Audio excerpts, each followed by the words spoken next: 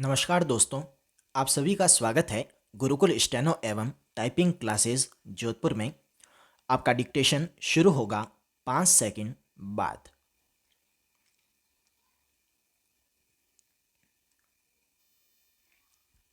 शुरू।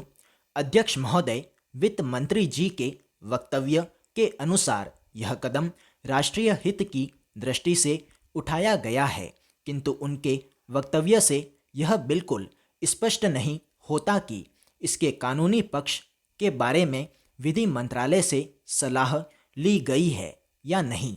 इसके अलावा यह भी वांछनीय होता है कि इस विधेयक के बारे में संबंधित राज्य सरकारों की भी राय ली जाती।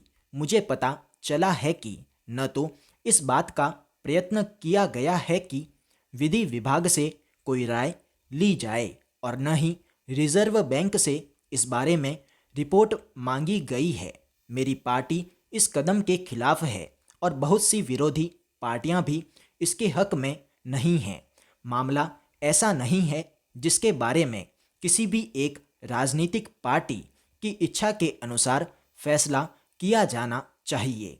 यह तो एक राष्ट्रीय मामला है और इसके लिए देश के प्रमुख राजनीतिक दलों को विश्वास में लिया जाना चाहिए। इसलिए मैं प्रस्ताव करता हूं कि इस बिल को संयुक्त प्रवर समिति को सौंप दिया जाए और इस पर विचार करना स्थगित किया जाए।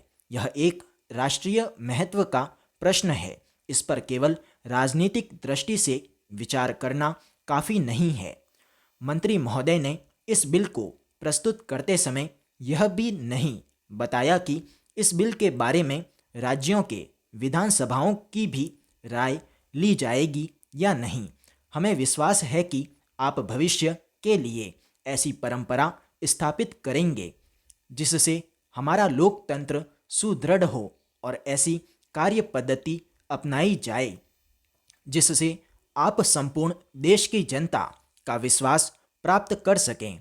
इस बिल के पास होने के बाद लोगों की कठिनाइयां 3 गुनी बढ़ जाएंगी, जिससे 5,000 उद्योग बंद हो जाएंगे और उसमें काम करने वाले लगभग 3 लाख कर्मचारी बेरोजगार हो जाएंगे। पैरा। उपाध्यक्ष महोदय, मैं इस विधेयक के गुण अवगुण में न जाते हुए पहले इस वैधानिक पहलू पर अपने विचार प्रकट करना चाहता हूँ। इसके साथ ही साथ मैं यह आप लोगों से कहना चाहता हूँ कि इस विषय में देश की प्रमुख संस्थाओं, विधि विशेषज्ञों तथा अधिवक्ताओं की राय जानने के लिए इस विधेयक को संयुक्त प्रवर समिति को सौंप दिया जाए। संयुक्त प्रवर समिति इस पर विस्तृत विचार करे और सदन के शीतकालीन अधिवेशन के अंतिम दिन तक अपनी रिपोर्ट प्रस्तुत करे। इस प्रकार जो रिपोर्ट प्रस्तुत की जाएगी उससे सदन के सदस्यों को देश के प्रमुख न्यायशास्त्रियों, अधिवक्ताओं, राजनीतिक नेताओं एवं विभिन्न संस्थाओं की राय जानने का अवसर मिल जाएगा।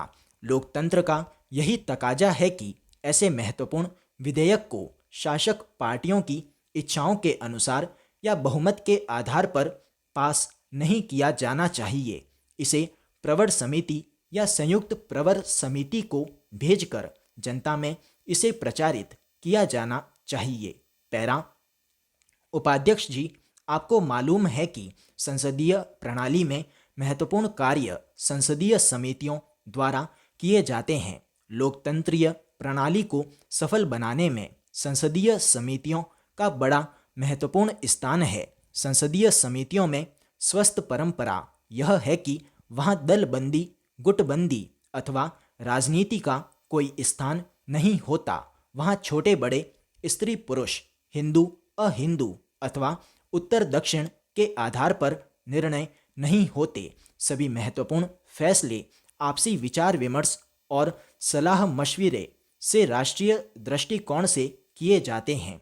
ये संसदीय समितियां जनतंत्रीय पद्धति को सफल बनाने में महत्वपूर्ण भूमिका अदा करती हैं। मेरे विचार में यह बिल जनहित विरोधी है और लोगों के अधिकारों पर कुठाराघात है। लोगों को दिए गए आश्वासनों के विरुद्ध है और यह लोगों के मौलिक अधिकारों का हनन भी करता है। इसलिए मेरा मंत्री जी से अनुरोध है कि इस विधेयक को जल्द से जल्द वापस लिया जाए। मैं आपसे एक और निवेदन इस संबंध में करना चाहता हूँ। मेरा यह विश्वास है कि माननीय संसद सदस्य जब इसमें हिस्सा लेंगे तो जरूर उस पर प्रकाश डालेंगे। मैं निवेदन करना चाहता हूं कि आज देश में अलग रहने की भावना बढ़ती चली जा रही है। आज स्थानीय दल केंद्रीय दलों से अधिक मजबूत होते चले जा रहे हैं। आज भाषा को लेकर विरोध हैं। स्टॉप।